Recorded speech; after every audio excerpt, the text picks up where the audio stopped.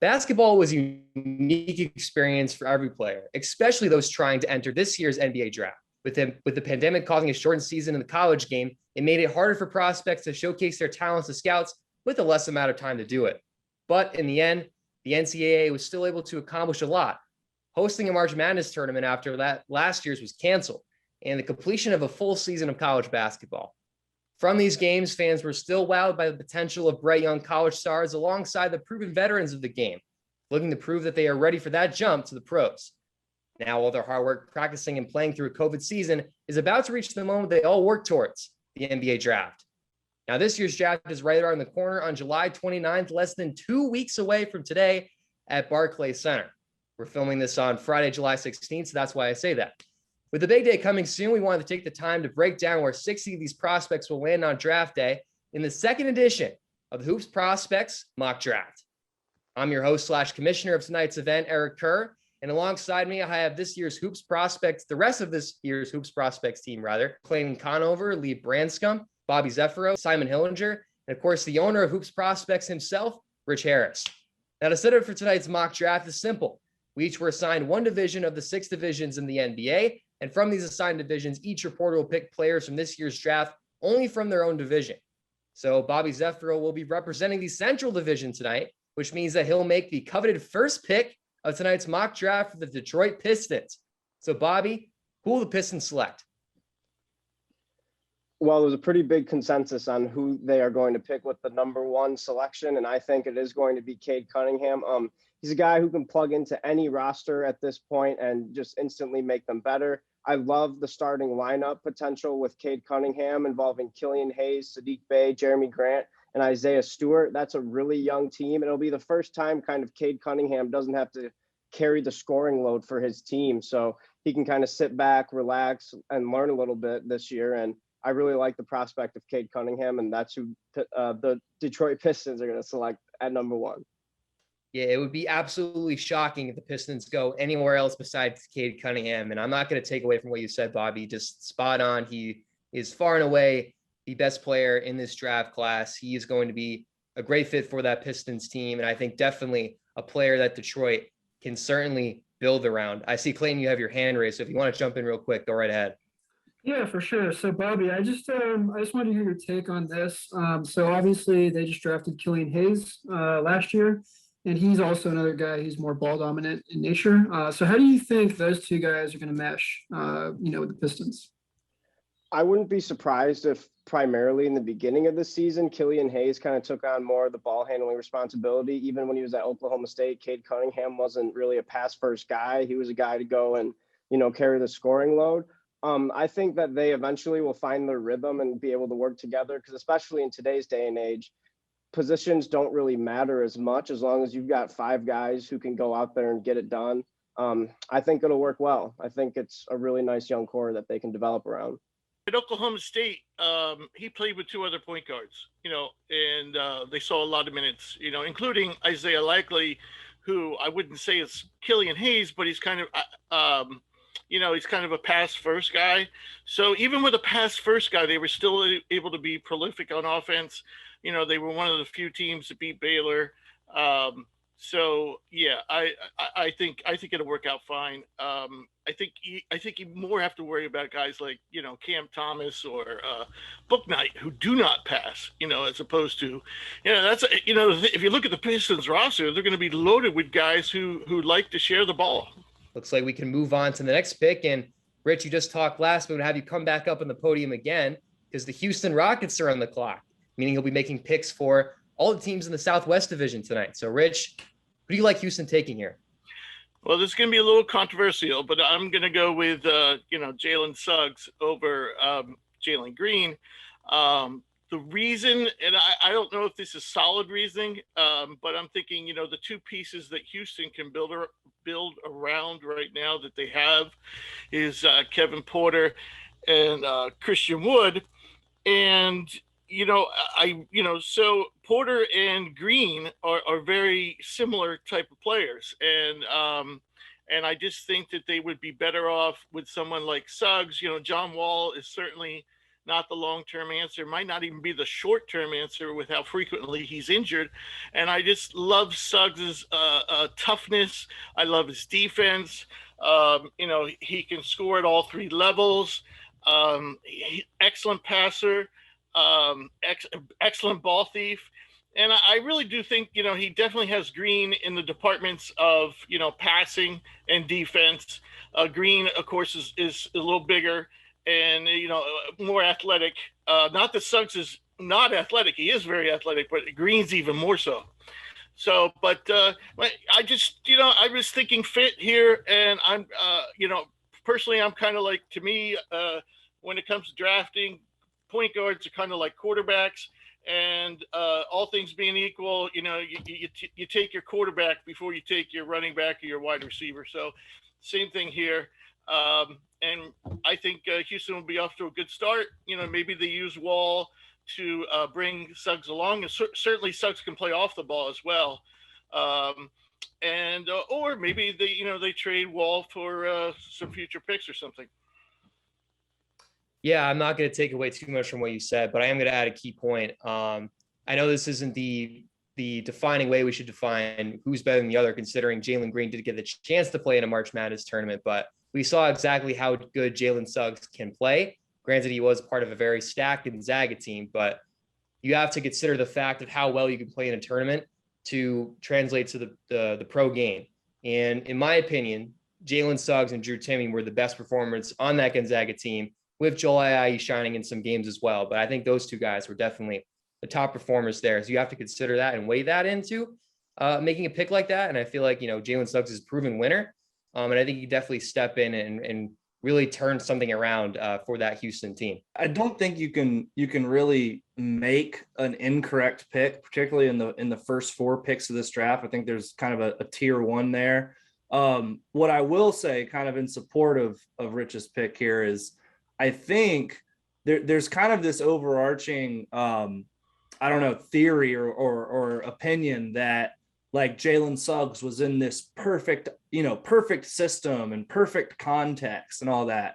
And I kind of look at it from a different way. I look at it as Jalen Suggs created this perfect context. Like he was the driving force, kind of stirring that drink, if you will. And so I don't know. I think that's kind of the way I look at Jalen Suggs' time in Gonzaga. I think he was more of a driver of that success than he was a beneficiary of it. And I think that'll show up at the NBA level as well. We're going to jump right back to Bobby here, who has the third pick on the clock for us with the Cleveland Cavaliers. So Bobby, who's Cleveland going with at number 3? I'm actually going to go with the big guy from USC, Evan Mobley. Dude is going to be only 20 years old. Well, he turned 20 years old last month, and I just really like the idea. You've got an aging Kevin Love. You've got a young backcourt in Sexton and Garland. I would really like to see how those three, I should say, develop together and, maybe bring some stability to a Cleveland franchise who, is not very sturdy without, LeBron, Raymond, James. So I like the Evan Mobley pick here. Yeah, I do like Mobley at 3 there as well. I think it's very rare and hard to find good big men nowadays in the NBA, but I think Mobley is probably the safest in this draft class for sure. His size, his verticality, I think it just definitely screams great NBA potential. And, even though they do have Jared Allen, other bigs right now, I don't think they are long-term answers. I think this is the right time to consider getting a big man now. Obviously we can't go wrong with the top 4 picks here either way, but I think Mobley's definitely a good fit there for sure. Any other thoughts about that pick in particular? Yeah. One thing I wanted to add, the fit honestly could be a little better than we expect with Mobley and Allen, and on paper that doesn't look great. There's not a lot of space in there. But Mobley did show potential to, hit spot up threes. But not to mention too, Darius Garland and Colin Sexton are an elite scoring backcourt, and you're going to need defenders on there. So, we could be looking back and it's actually a better fit than we expect. Green could fall to this spot because Sexton has been one of the most talked about players of being moved. I know the Knicks are very much interested in him. And so, if Sexton gets moved, then, maybe they go with Green. But as the roster stands, I think Mobley's the pick. I'm going to move straight to pick number 4, which is actually me. I'll be making most of the picks tonight for the Atlantic Division, and I'll start that out with the Toronto Raptors. So of the remaining, I guess we can call them the big four of this year's draft crew of the prospects this year. Jalen Green's still there, so I may as well take him with the Raptors at number 4. We've kind of talked about this a little bit as a group, but him and Jonathan Kuminga, the two main guys for the G League Ignite team, were sort of toe-to-toe at the start of the season, but Jalen Green was really able to break him out from that group. He just has he can score in so many ways. He's, not only super athletic, as Rich alluded to earlier, he can jump out of the gym and, throw down some crazy dunks in transition, but he's also has some really solid handles, and he's able to finish very fluidly at the rim. Great set of hesitation, setbacks, and pullback dribble moves to create some space that he can use to, make some shots that we see maybe players like James Harden be able to hit. He's doing that at just 19 years old. So that's very, very impressive to see a player be able to do that. On the other side, I think something that he may need to work on, obviously, is just getting his weight up. He's a little bit skinny, but I think a lot of these young prospects come in at, around a skinny weight. So I think that's a very nitpicky issue. And also at times, he can be a little inconsistent shooting the ball, and sometimes he's doesn't have the greatest defensive awareness. But again, those things I think could be taught. Whereas if you talk about the athletic ability and the time that he put in the gym, those moves down, it's a little bit harder to teach those skills. So I think if you just give him the little pointers and those things, I think Jalen Green has potential to really help out a Raptors team that may need some guards in the future, considering Kyle Lowry may be out the door. So I think this is a good pick, a great fit, but also a great talent that they could select here. So any other thoughts, guys? Well, yeah, they can move Van Fleet into Lowry's position. So, there's no worries there. And the only, one of the things about Green that surprises me, he doesn't get to the foul line much. He's really got to, that's your elite players in the NBA live at the line, and he's got to start doing that. But he doesn't have super length. I think he's +3 wingspan. He's not super big, but he's an exceptional athlete, exceptional scorer. Probably the most gifted scorer in this draft. I think a couple underrated parts of Jalen Green's game. Obviously, the explosive athleticism is what everyone wants to talk about for good reason, because he's an outlier athlete, but he's got really, really intellectual, like, defensive anticipation skills. Obviously he averaged like almost a steal and a half a game. He really gets out in the passing lanes. I think that's something that's a little under discussed with him. Pretty intelligent off ball cutter. Like not super instinctual, but like, they drew up a lot of kind of, decoy action into like a back cut for Jalen Green, things like that.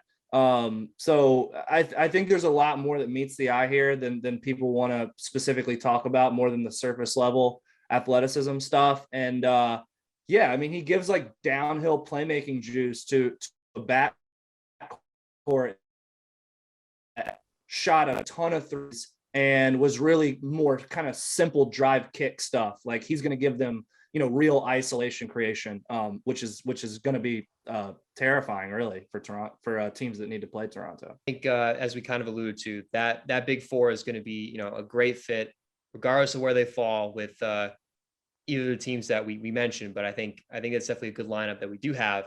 But now it's going to get a little bit interesting here with pick number 5, and we're going to go back to Lee here, because he's going to be responsible for the Southeast Division tonight, and he'll start at pick number 5 with the Orlando Magic. So Lee, take it away. Okay, so like you said, this is kind of where the draft starts, and it's hard to say at this point if this is off the beaten path or not, but I'm going to go with Scotty Barnes, freshman forward from Florida State. Incredibly unique defensive player, 6'8", can guard probably 1.5 through 4 in most situations at the NBA level. Incredibly switchable and just a big time athlete. Now, offensively at this point in his career, he's much better in the open floor and transition than he is in the half court, but he's an uncommon playmaker and passer for his size. So obviously Scotty Barnes played a ton of kind of like point forward this year for Leonard Hamilton, and Orlando needs a lot. I mean, they've got a fun young backcourt with Fultz and Anthony and RJ Hampton. they've got some veteran wings. And of course, they have Jonathan Isaac, who's kind of their crown jewel at this point in their rebuild. So it's going to be a busy night for Orlando, but they're going to start with the versatile forward, get some playmaking and some defense and some versatility in that front court. Barnes has been moving up people's draft boards, and I think if you weren't impressed with him, before the combine, he really, really performed well in athletic testing. He didn't play in the games, but and so you throw in his basketball mind and his frame and the fact that he's an excellent athlete. The thing that's missing is shooting. So, but that's probably the one thing that a lot of these guys don't have, but will have 5 years from now. Lee does bring up a good point. It's going to be a busy night for the Magic because they have a lot of picks coming up. So you'll hear their name called a ton after they unloaded Nikola Vucevic and were able to, get some picks out of that. And they're in rebuild mode. They're kind of like the Thunder in that sense. And we'll talk about them as well. And actually, clock next. So that was a great segue. Simon Hillinger is now in the clock. He'll be making the picks for the Northwest Division tonight. And he'll start that out with the Oklahoma City Thunder at number 6. So Simon, who do the Thunder take first? The Oklahoma City Thunder are going to pick Jonathan Kuminga. Like you said, they have a lot of picks coming up in this year's draft, and they basically need a player in every position besides point guard. And I think Kuminga is at this point the best player available. It's very impressive that he's only 18 years old, and given this circumstance, he has a lot of potential. He can grow into. He has good size, great force, and yeah, I think he's gonna be the pick for the Thunder. Yeah, Kuminga's one of those guys where you look at and you're just like, man, that's a basketball player. He's just got the body, and he's a really good athlete, and he's got good length, not tremendous length, but good rebounder, and he's going to be able to play the 3 or the 4, maybe even the 5. So I think what really hurt him in the G League and has him slipping some. So is his shooting. He's not even that very very good from the foul line. But yeah, like Simon said, he's young, and I think as a raw talent, he's probably the best raw talent out there. Glenn, I heard you want to try to chime in real quick. Yeah, I mean, for starters too, I think we all know this, but it fits the Magic's MO, Oklahoma City's MO, for drafting big athletic guys. They love to take those dudes. So taking a guy like Kuminga, you really just bet on the development, and they have 34 picks in the next 7 years. So they're clearly playing the long game right now. So hopefully one of these guys with a lot of potential will hit. And that's the way to go about it for them. Yeah, I think Kuminga definitely is a guy that will hit. I really like his size and athleticism as well. I think he sort of eludes Kawhi Leonard type of game with at least his frame and his defense, and his athleticism too does show that. So I think he's definitely could be a really nice fit for the future, as Clayton alluded to. But Clayton, I'll go back to you now because you're back in the clock again, or at least for the first time tonight. He'll be making most of the picks for the Pacific Division, excuse me. He starts it off with Golden State at number 7. So Clayton, who's going to head to Oakland? Oh, Oakland. Well, now San Francisco, sadly. But we are going to be taking Franz Wagner out of Michigan. The forward is a tremendous passer for his size. He also has great defensive instincts. He's Mo Wagner's brother, so he has a guy to chime in with who also has that NBA experience. I also liked, more importantly, too, how he played with Michigan's system and how I think he could transfer to the Warriors. He was scoring a lot out of Spain pick and roll situations, and cutting a lot off also out of down screen situations. So he was able to move a lot off the ball, which is what you're going to have to do when you play with Curry and Thompson and Draymond. So being able to be moldable to the system, is key because as we saw the other day, the Warriors are going to be looking for guys that are going to be able to throw into the system right away. They're going to be effective immediately. And a guy like Franz Wagner, he's a guy who would be able to have that vision, be able to pass, won't be a net negative on defense. might actually be a positive on that end. And the main knock with him right now is his 3-point shooting, where he shot just over 34% from three this year. But the thing is, throughout his career at Michigan, he's shot right around 83.5% from free throw. So, that's a guy that potentially can project out to the 3-point line going forward. So yeah, Franz Wagner is going to Oakland. The defensive end, especially, he's like a really underrated prospect. Watching some film on him, he doesn't foul that much. He gets his hands like into the lane, strips the ball away a lot just on those quick little swipes at the ball. And for his size, yeah, he's pretty good at like moving laterally and staying in front of like smaller, quicker guys. So I think he's going to make a big impact on the defensive end for the Warriors.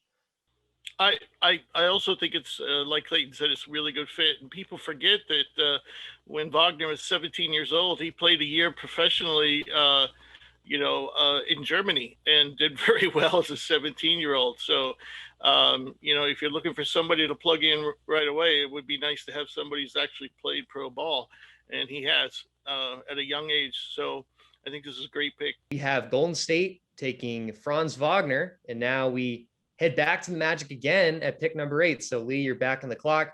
Who do the Magic go with their second pick of the draft?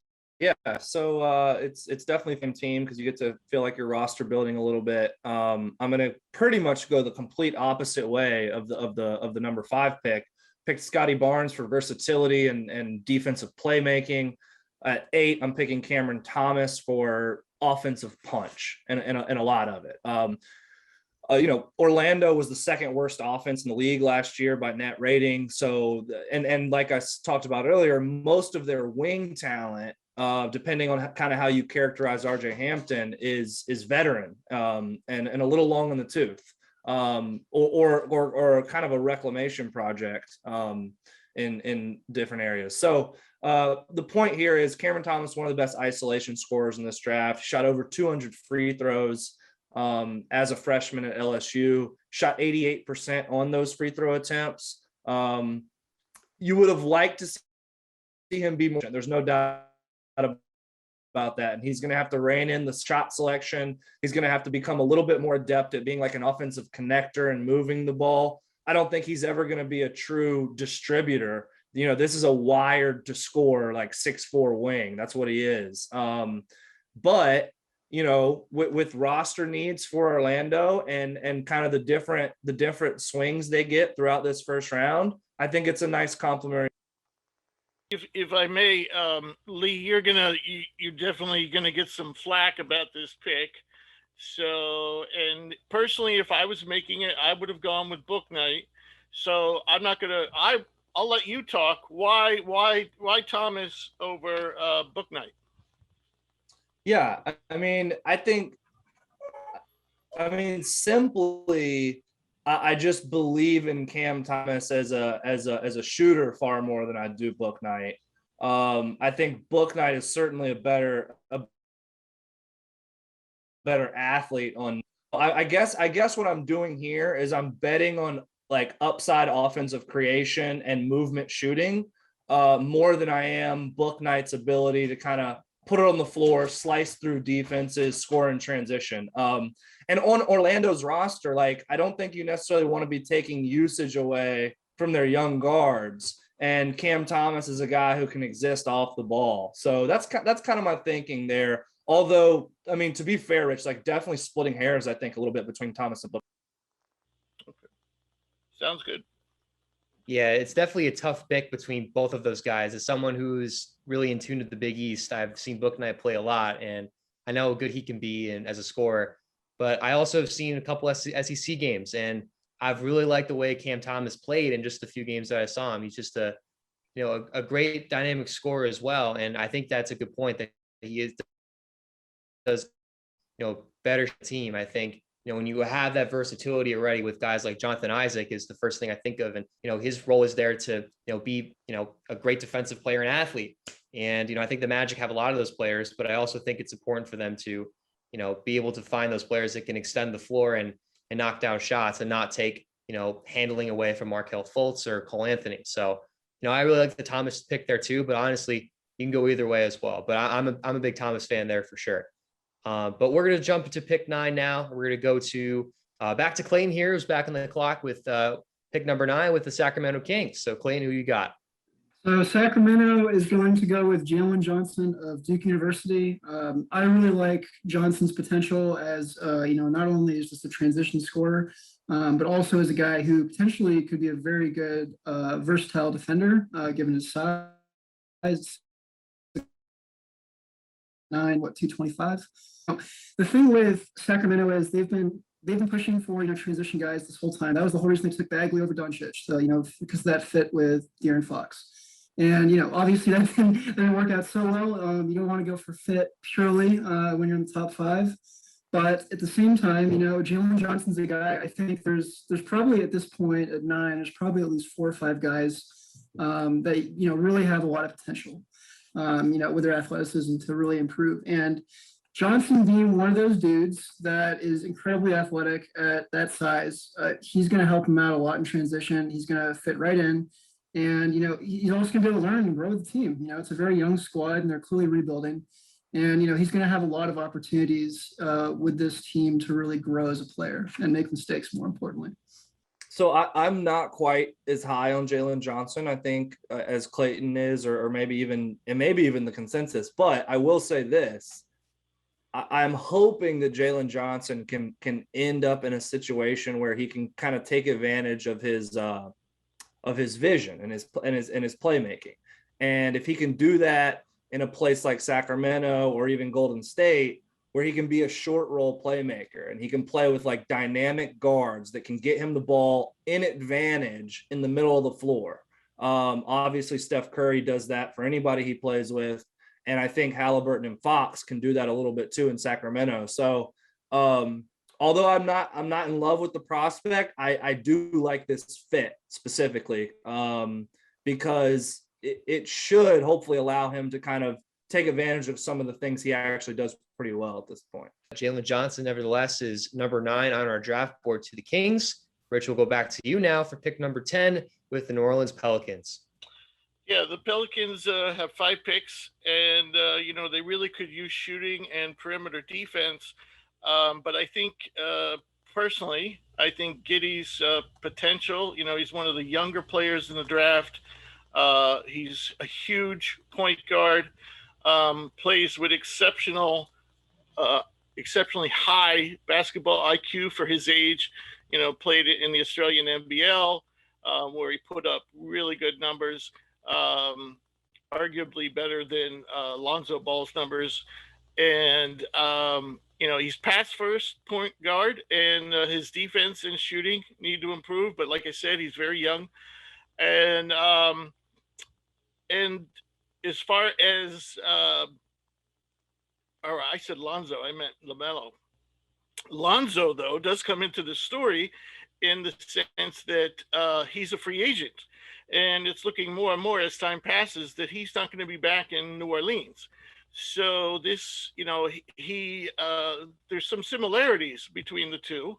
And I think he would be a nice long-term replacement to fit in, be able to get Zion, Jackson Hayes, and other players on that team, be able to put the ball at the right spot. He's a very unselfish player. And I think, if the pull-up game comes along, or even the floater game, all these things, as an offensive player, he needs to improve as a scorer. But if that happens, then you've hit a home run with this kid. Do you think Giddey's presence would take away from Kyle Lewis? Well, yeah, that was one of the things. And like I said, this is a value pick. This is not, because you could say even if Lonzo's gone, you still have Kyra Lewis, and I really do like Kyra Lewis. They're different though. I think Kyra Lewis is more of a scoring mentality point guard, where Giddey is more of a playmaking pass first point guard. So and at Giddey's size, there's no reason why you can't play him with other guards. Because defensively, the kid's 6'8", that's huge. It's Magic Johnson size. So of course he doesn't have his body needs to fill out, of course. But Yeah, I think they could play together, but yeah, that did come into my mind because I do think Kyra's going to be a good NBA player. So I wouldn't want to see his development. But again, at this point, if you see the best guy on the board, and if he's clearly in your mind the best guy on the board, I think you have to snag him and you worry about it later. You trade one of them or whatever. But I think if Lonzo does leave, there's going to be plenty of room. Pelicans go guard here at number 10 with Josh Giddey. We're going to move right on to pick number 11. Lee, back to you now with Charlotte Hornets in the clock. I'll make this one short and sweet. Charlotte is in fairly desperate need of kind of the rim protection, rim run, rim roll archetype. PJ Washington did develop to a degree as a rim protector in his second year, and PJ Washington at the 5 lineups were the most successful lineups for the Charlotte Hornets this year. That being said, they're still going to need kind of that defensive presence, pick and roll lob, vertical threat partner for LaMelo Ball. And that's exactly what Isaiah Jackson brings from the University of Kentucky. Led the SEC in total rebound percentage and block percentage, two attributes that should fit nicely with the Charlotte Hornets. Kentucky was a disaster all year, but they were even worse when Jackson wasn't on the floor. They actually kind of treaded water when Jackson was in the lineup, and the minutes when Jackson went to the bench were when they really just got crushed. So he's a young player that's made a pretty impressive impact early in his high major college career. So yeah, he's in my lottery, and I'm taking him with 11 at Charlotte. There may be some opinions out there. This is a little bit of a reach, but I think it's the perfect fit with Charlotte's roster. Lee, you're going to get a lot of flack for this one too. However, this one I love, and I'm going to give you one stat and then I'll shut up. Evan Mobley averaged 4.3 steals and blocks per 40 minutes this season. 4.3. Isaiah Jackson averaged 6.5 per minute, steals and blocks combined. The guy is just a shot blocker supreme, and I don't understand why people have him ranked so low. And if I wanted a rim protector, he is the guy I'd want in this draft. I'll say something real quick too. Watching the Charlotte Hornets the past couple of years, the one thing that is, I think, really missing from that team is a big man. Like Bismack Biyombo has been like their center for the past couple of years. And obviously I'm not taking anything away from his game. I think Biyombo is a solid big man, but I also feel like he's definitely not the long-term answer. And, he's a couple inches shorter than Jackson already is now, and kind of already fills the same role as a shot blocker. So if you add someone like Isaiah Jackson, then that's just a great fit for your team. So I feel like Charlotte can really benefit from any big man really, but I think Isaiah Jackson is a really perfect fit at that spot. So kudos to that pick, but we'll head now to number 12. There's a couple more picks in the lottery, and Rich is going to make this one this time for the San Antonio Spurs. Yeah, I really had this is a tough call, and it comes down, in my mind, to Keon Johnson or Usman Garuba of Spain. And I'm going to go with Garuba, and I have a couple reasons for that. He kind of has like a Kuminga-like body, but he's a little bigger, probably not as athletic, but he has nice strength. He's only 19 years old, and consider that he played this year, played 86 games in EuroLeague and the Spanish ACB, the two best leagues outside the NBA, 86 games. So he has plenty of high-level experience. Right now, his strength is defense, but he's coming on as a shooter. I think he was around 31% this year. So he needs to improve, but he can, do the pick and roll, rolls, cuts, stuff like that. Not really a post player. He's more of a true power forward. So the shot does have to come around. But one of the biggest needs for the Spurs is interior defense. And, they have a lot of older guys. They've really gone small ball of late. And I think Garuba will actually allow them to play more traditional lineups when they need to, when they face, people like, Joel Embiid and the Joker and guys like that. you need to have some bodies out there that can match up size wise. So, and the other reason I didn't take Keon Johnson was, the Spurs, the one thing they do have, the young core that they'll probably keep, they're all kinds of guards and wings. So, I think there might be kind of an overload there. And so I think, overall talent wise, I think maybe Johnson gets a slight edge, but I went with Garuba based on the fit and the needs of the Spurs.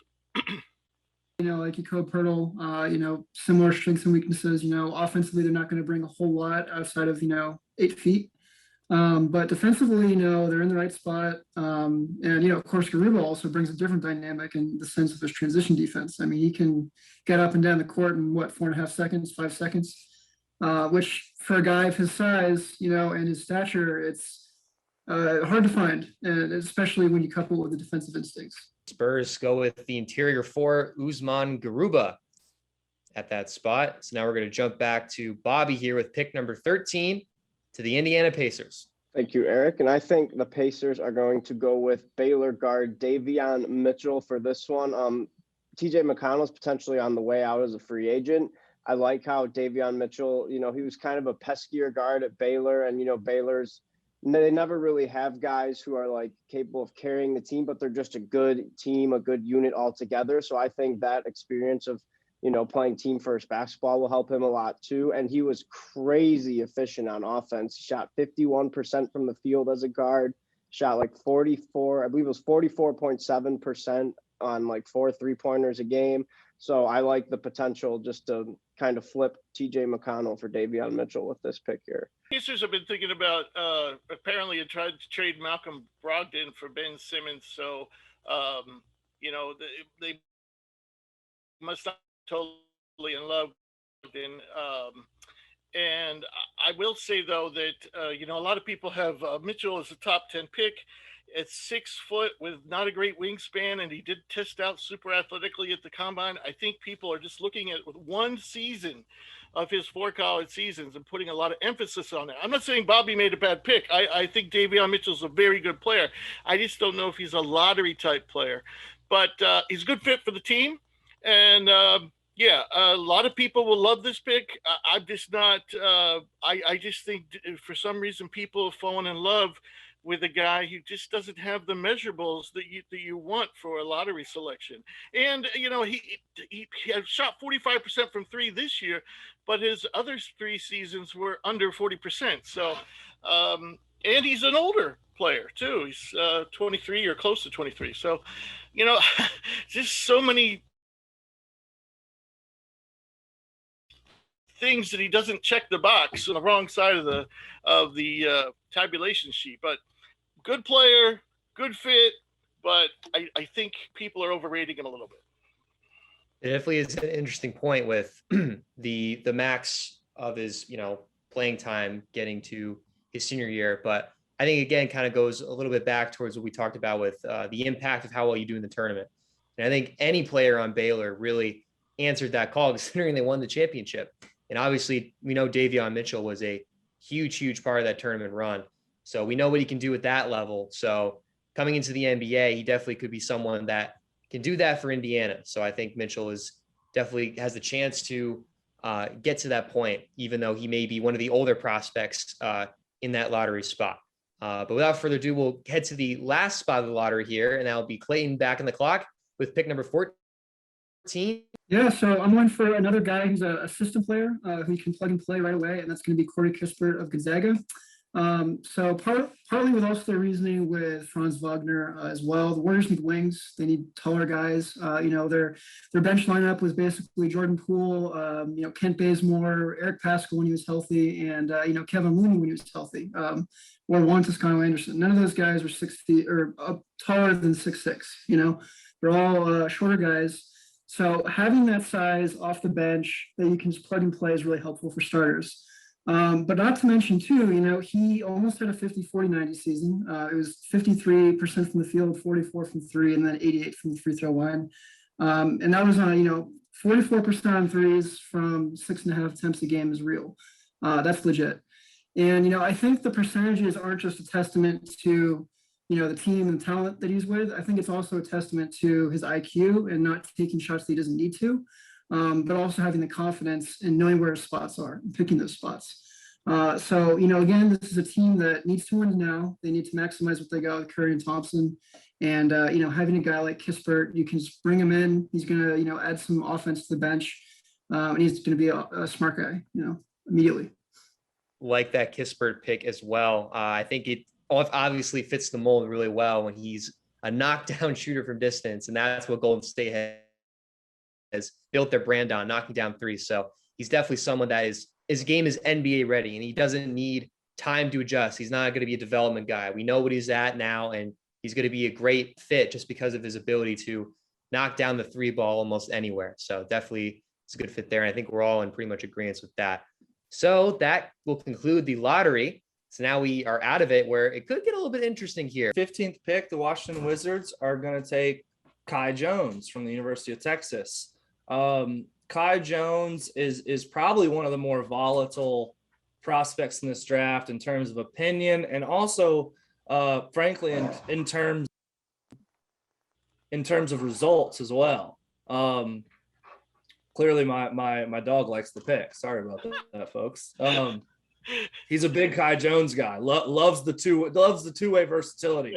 But Kai Jones, he's one of these prospects that hasn't been incredibly productive from like a traditional raw stat standpoint, but he gives that potential best outcome archetype of rim protector, floor stretcher, and a big, I say that in quotations, that can switch out, sit his hips down and slide with wings and guards. And we all know how valuable that profile is right now in the NBA. So I think at 15, starts to get into great risk reward profile for a prospect like Kai Jones. And Washington is in kind of a weird spot where they've got two veteran stars and then kind of a young core around them. So I think Kai Jones is a decent way to kind of straddle the line, swing for the home run fence. And then if he develops a little quicker than you think, he can actually help you while you're still kind of in this quasi playoff, phase.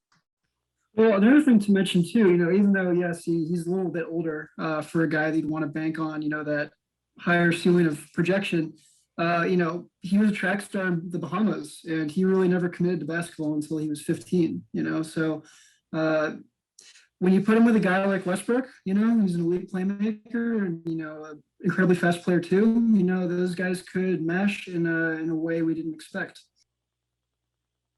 I also see a very similar situation to Rui Hachimura back a couple years ago when the Wizards drafted a similar type of player with great upside at the forward big spot. So as a sophomore, so Kai Jones coming out as a sophomore too, has that same kind of upside as a big man with, the ability to be able to put the ball on the floor a little bit, knock down some perimeter shots, obviously good athleticism. So seeing them together could be really, really exciting if Jones is able to pan out. So I would. And obvious too is on that team. That was their top pick last year.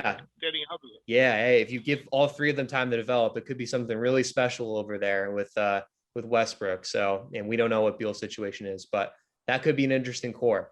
But we'll jump to 16 now, and Simon's back on the clock here. We haven't heard from him in a while, but it's good to hear from you again, as the Thunder will be on the clock for a while now for the next couple picks here. So, Simon, who is OKC going with the pick 16? OKC is 16 with James Bouknight.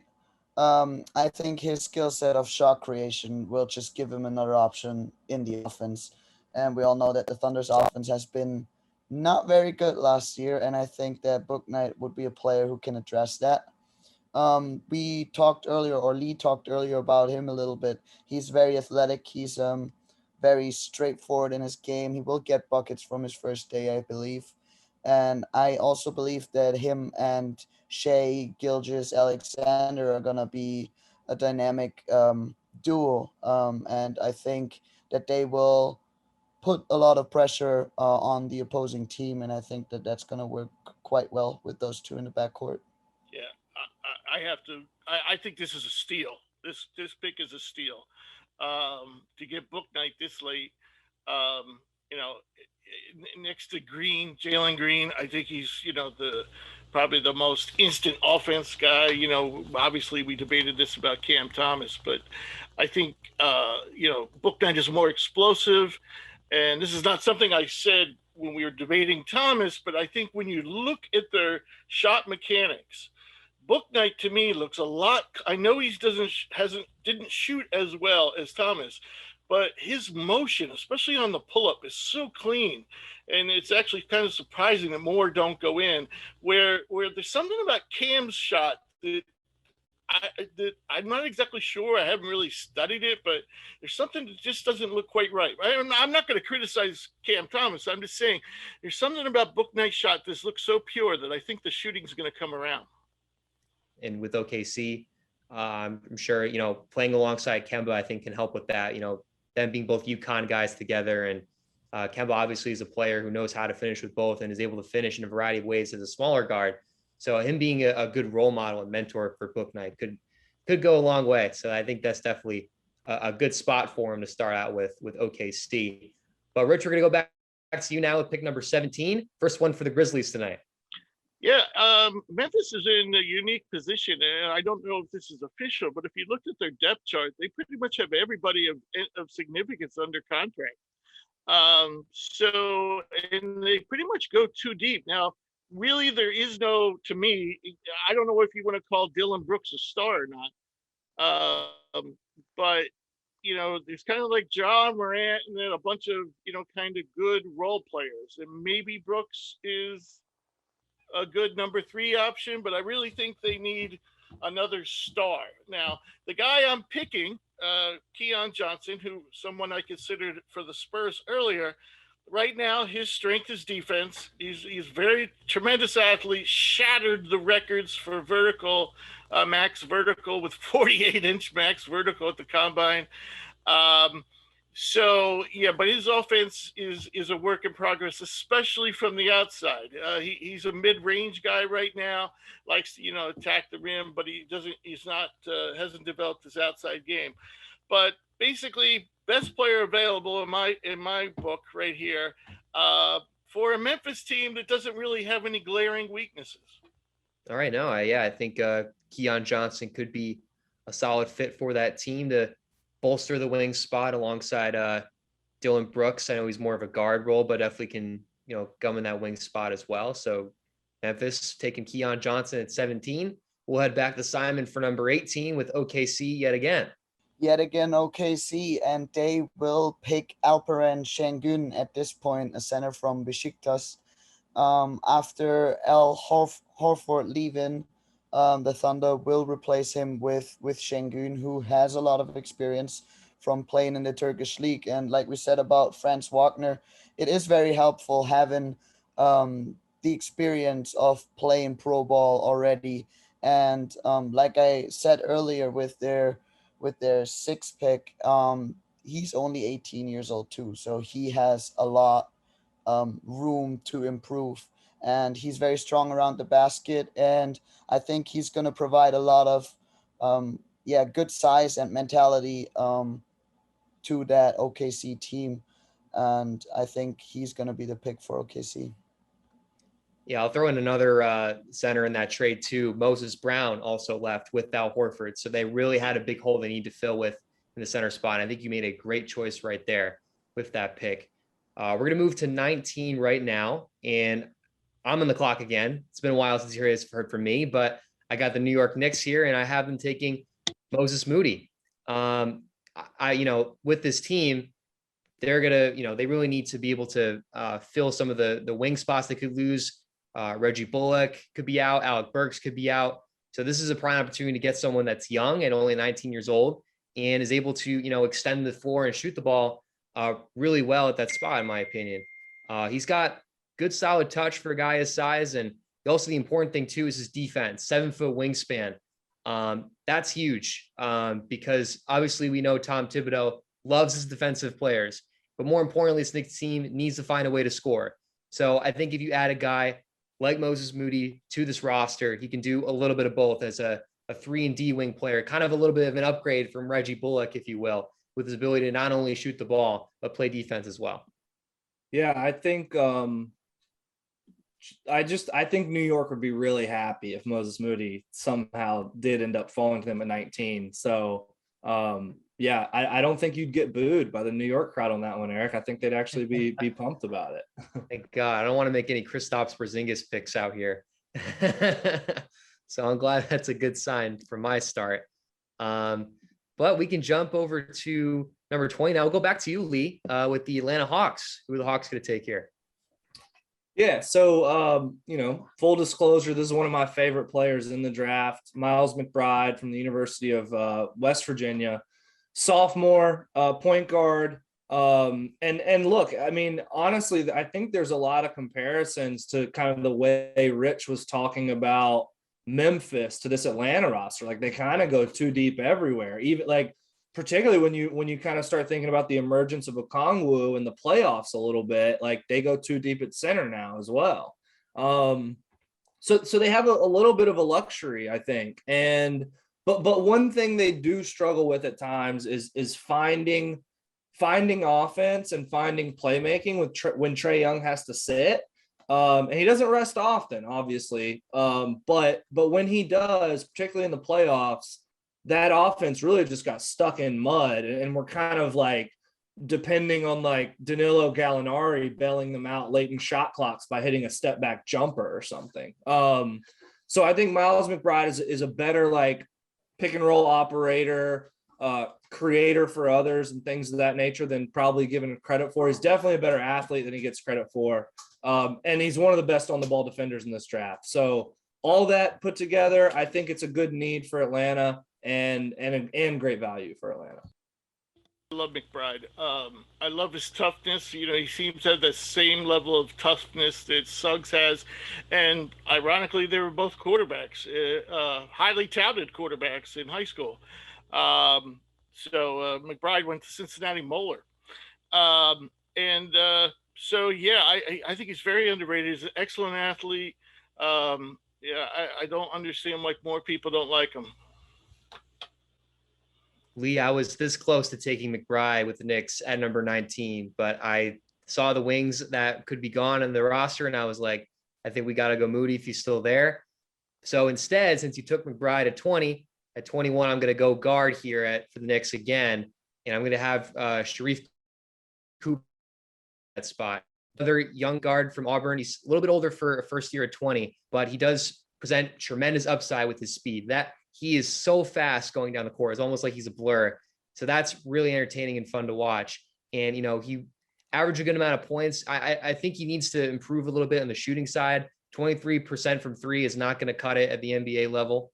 But he still averaged about 20 points per game. So that was really solid there. And he's a great passer too. 8 assists per game is it's very solid for a playmaker. And I think a situation that could benefit him is if Derrick Rose, who obviously Thibodeau loves and most likely would still be around if possible next year for that Knicks team, would be a great mentor for Cooper if they decide to go with him at 21, because you kind of see very similarities in their game just because of how athletic Rose was at the start of his career and how speedy and athletic Cooper is.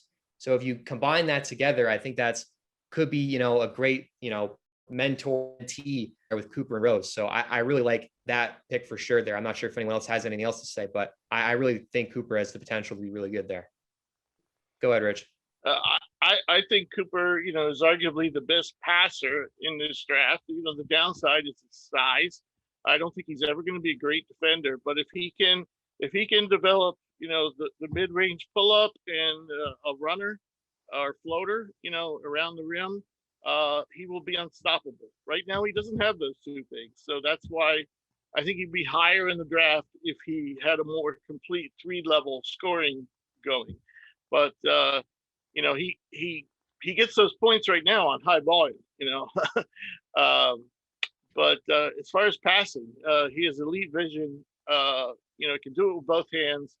I love his passing. And so, yeah, good pick. Sky is the limit for Cooper. So definitely interesting to see how high he could go. But Clayton, we're back to you with pick number 22, Los Angeles Lakers. Who is going to join Team LeBron and AD? So AD and LeBron are getting Tennessee product, Jaden Springer. My reasoning for getting him, he's one of the youngest guys in the class. And they also have an MO of drafting younger high potential dudes. Most recently, Taylor Horton Tucker. And even a couple years back too, they even got Isaac Bonga, who I think was like 18 and a half when they took him. So, having a guy who's that young, who already defends the ball well, that's already a great thing to have. You can just slot him in with those guys. And not to mention too, he has some offensive upside. He shoot ton of threes, but when he did shoot, he made them at a high rate. And his free throw percentage is pretty solid, and he also had a really dependable mid-range game. So he's a guy who you could potentially bring off the bench and could bring some scoring upside if it really clicks in year one. But he's also a guy too, if you need him to sit back and take a lesser role on offense, he's a guy who can defend, point guards and two guards pretty easily, and potentially even some wings because of his wingspan. So yeah, Jaden Springer. All right, looks like we got the guard Jaden Springer for the Lakers. I think that definitely could be a good fit for them, considering a team that could use some guards in that backcourt. But we're going to actually go to Rich for the next two picks here because he's got the Rockets at 23 and 24. So, Rich, who are the Rockets going to take back to back here? With the first pick, I'm going to take Zaire Williams, who's could play small forward or power forward. Didn't have the best year, but his year was interrupted twice, I believe, by COVID problems and deaths in his family. So he really never got a chance to get in a full rhythm. But he has explosiveness around the rim. He has a nice jumper. When I was speaking to him at the combine, he said he wanted to work more on posting up, taking advantage of the size matchups. So I definitely could see the thing that he lacked at Stanford was efficiency. But again, another young player, and he brings much needed size to the Rockets, and of course they are in total rebuild mode, so they can afford to take. This is a guy who coming out of high school was a top 10 recruit, 5-star guy.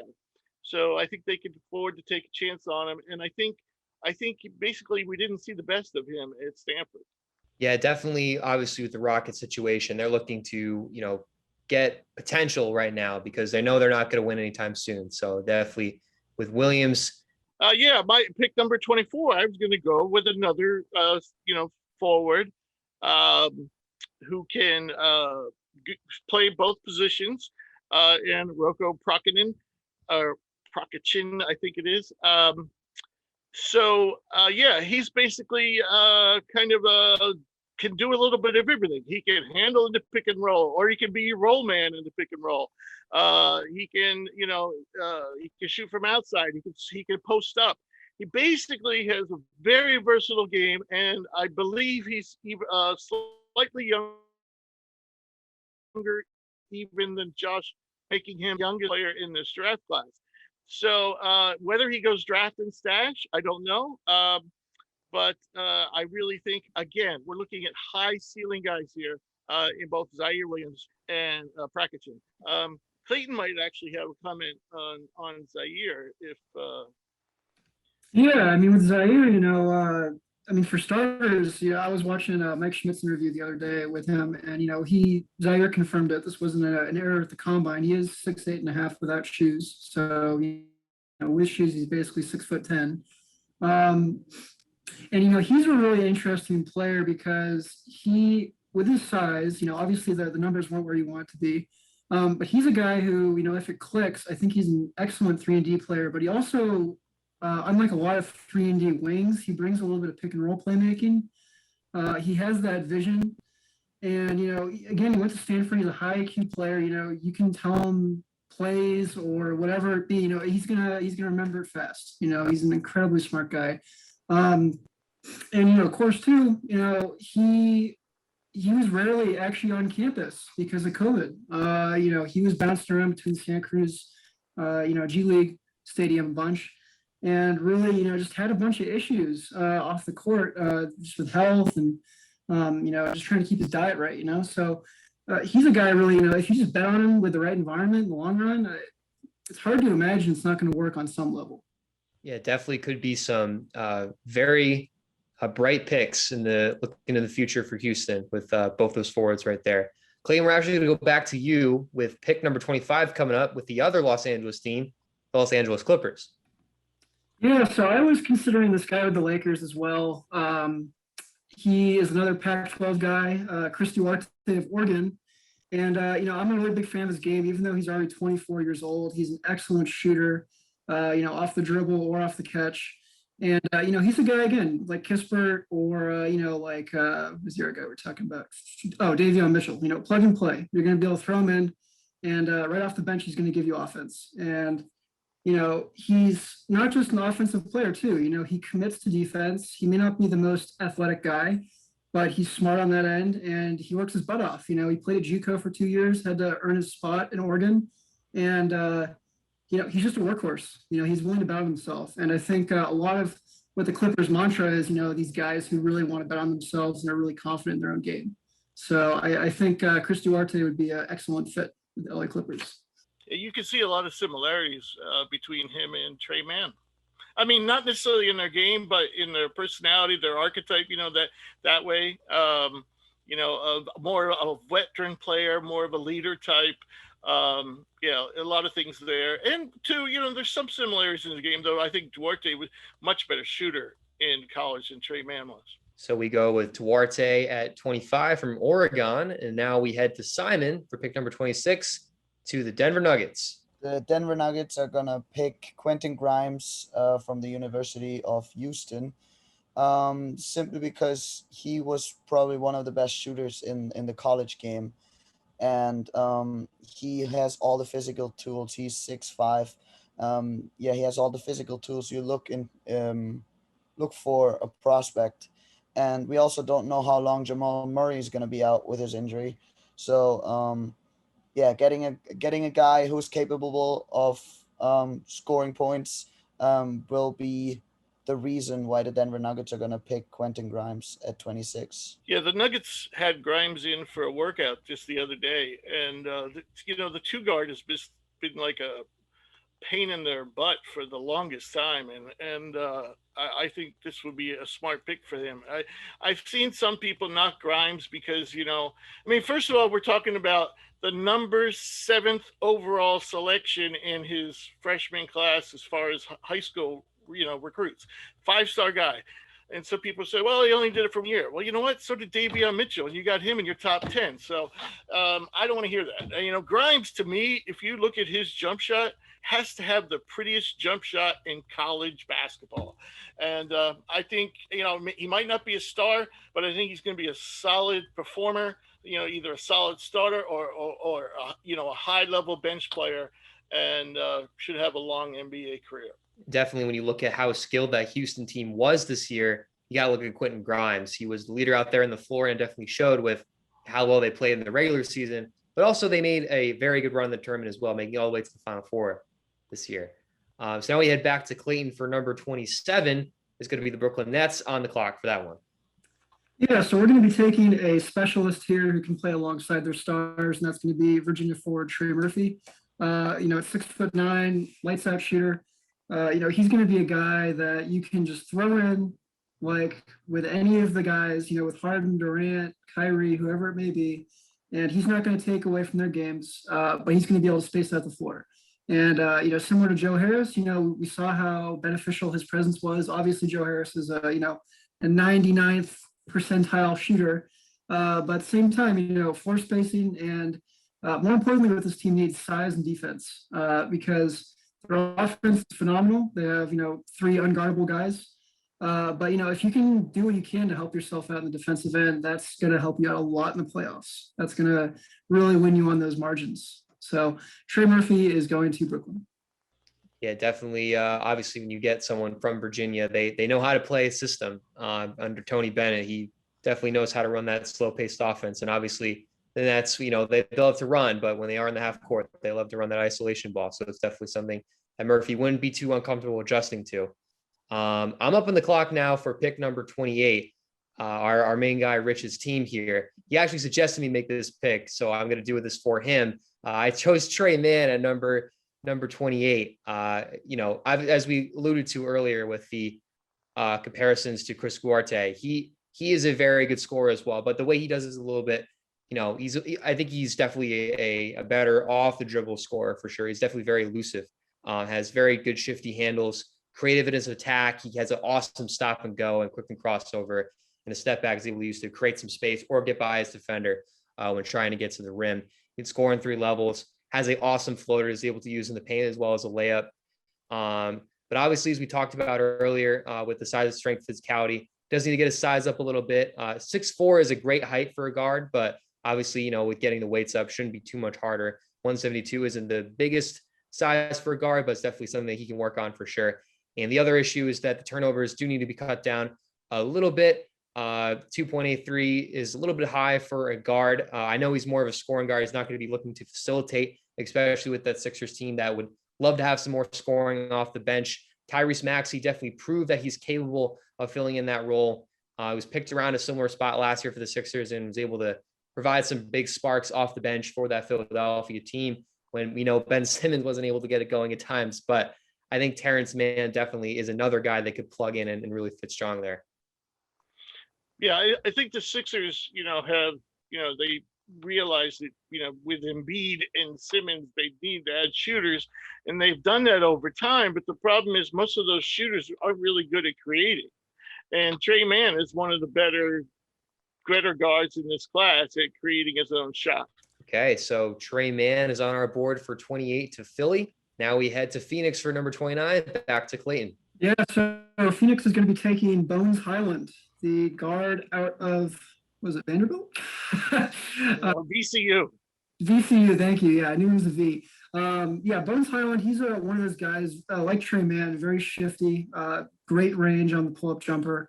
I think he's a guy where, I was looking at as if Cam Payne decides to leave, it's pre-Cam, one of those teams that really needs a guard, like potentially Boston, because they're going to be looking. Bones Highland could be a guy you could throw in. It's another guy. He's a shot maker off the bench. Who's aggressive, and really brings that offensive versatility at the guard spot. So the Suns go for guard at 29. We'll now have the last pick of the first round here by Simon, who's going to pick for the Jazz at number 30. The Utah Jazz are going to go with a point guard as well. They're going to go with Ayo Dosunmu from the University of Illinois. Mike Conley is probably going to be a free agent, or he is a free agent, and that will leave a huge hole at point guard for the Utah Jazz. So Don Sunmu, after winning the Bob Cousy Award and playing 3 years in college, I think he's absolutely NBA ready, and he's going to be the player for the Utah Jazz. I also think that he's going to work quite well with a player like Donovan Mitchell, who already is a young superstar. So I think the solid guy like Dosunmu can help Mitchell elevate his game as well. So I think that's a good combination here for the Utah Jazz. Yeah, it's a good fit because Mitchell can basically serve as the point, because Dosunmu is not he's really more of a shooting guard. He can play point guard, but if he is a point guard, then he's a shoot first point guard. My one concern about him is, we were talking about, being one hand dependent with him, is so many of his scores are off right hand drives.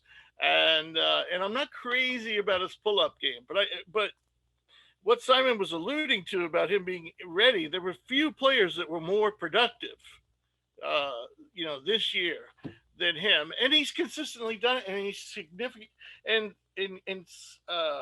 kept on improving year after year and getting better and better to this year, where he was in the running for a college player of the year.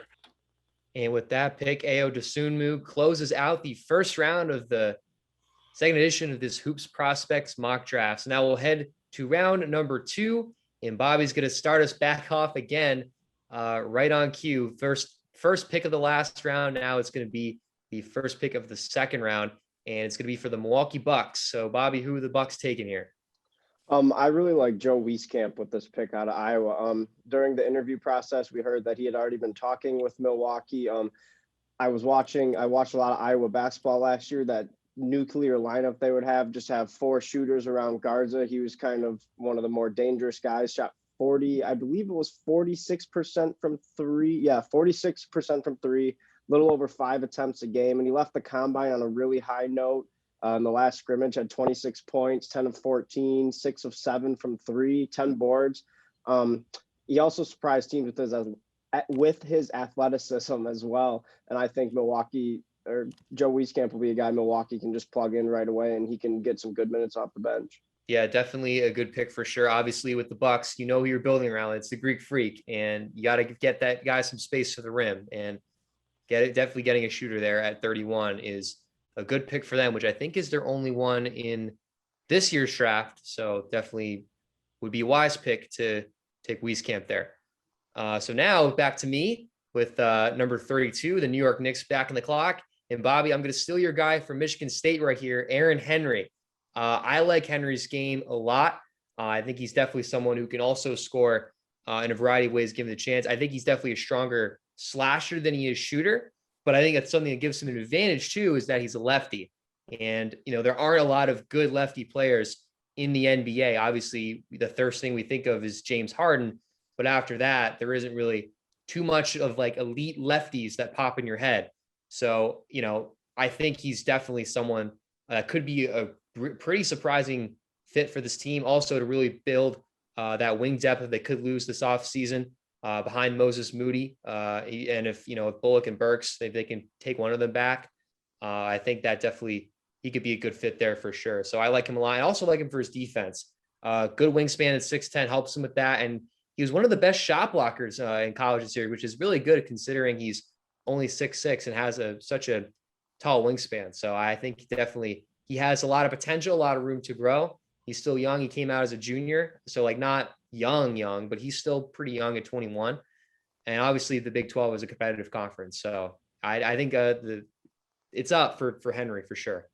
I was going to say, versatile player, can do a lot of things, Yeah, and on the shot blocking, like watching, obviously a lot of MSU basketball this year, his timing on shot blocks, because he's not like the most explosive athlete, didn't have like the highest vertical or nothing, but his timing and the verticality he gets for a guard or something like I've never really seen before. And yeah, he'll thrive in that Tom Thibodeau system, I think.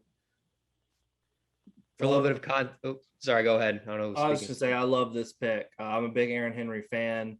Obviously with Cassius Winston departing last year, he took on a much larger kind of playmaking duties for the Spartans this year, and I was impressed. Like I wasn't I guess I wasn't sure how he would handle that, and I think I was pleasantly surprised with how adept he was. I think he improved as a ball handler between the last season and this one. So yeah, all in on the Aaron Henry train. Looks like I should be the next Knicks GM. I'm making a lot of home run picks with them tonight. So go me, pat in the back. But Lee, we're going to jump back to you with pick number 33. It's the Orlando Magic yet again. Who are they going to take here? All right. Yeah. So I'm taking Jared Butler, the national champion. First round talent, in my opinion. Obviously, there are some health issues that I'm not going to speak to because I don't know. But I think at this point in the draft, in the second round, you're willing to kind of go out on a limb for this guy. Just a ready-made NBA guard. Can play both positions, can operate in the pick and roll, can space the floor opposite of like a more established playmaking engine. If that would be the case where he ended up, obviously here in Orlando, adding to Scotty Barnes and Cam Thomas, I feel like this is, Butler is going to probably be more ready to contribute from an efficiency standpoint early in his career than Cam Thomas is. So this gives a nice little kind of competition in the backcourt for some of their other young guards. Jared Butler obviously having an incredibly successful college career. Now to 34, Oklahoma City Thunder yet again back on the clock. And Simon, who do you got them taking? What a surprise. OKC again. Yeah, the OKC are going to take Joshua Primo from the University of Alabama. I think his tremendous long-term potential is just something that, yeah, makes him very interesting for any team, I believe. Um, I think he still has to work a little bit on his basketball IQ. He's young, but despite that, I believe that he can still have an immediate impact on any team. And I think, like I said earlier, OKC is rebuilding their team, and I think this is the guy they're going for at pick 34. Yeah, he's the youngest American in the draft. Great shooter, good size for a Well, wing. I trust the young guys. You know, you gotta have I believe think in Sam them. Hinkie's working for them, or is with least around, right? Trust the process. It's starting a new wave in OKC. Yeah, exactly. No, I like it. I mean, I think they're basically they Houston and OKC are rock bottom, and so what better way to do it? And I'm sure they're probably going to trade some of these picks, but when they do get traded, it's going to be somebody's going to want to move up to grab somebody with a lot of upside like Primo. So Yeah, I agree. It's definitely a big thing to stock on picks, and there's no doubt that the Thunder. We all knew this was coming, and it's definitely the first signs of it this year. Rich, we're gonna go back to you now with 35, that being the New Orleans Pelicans. again with the Pelicans, they have 5 picks right behind Oklahoma City 6.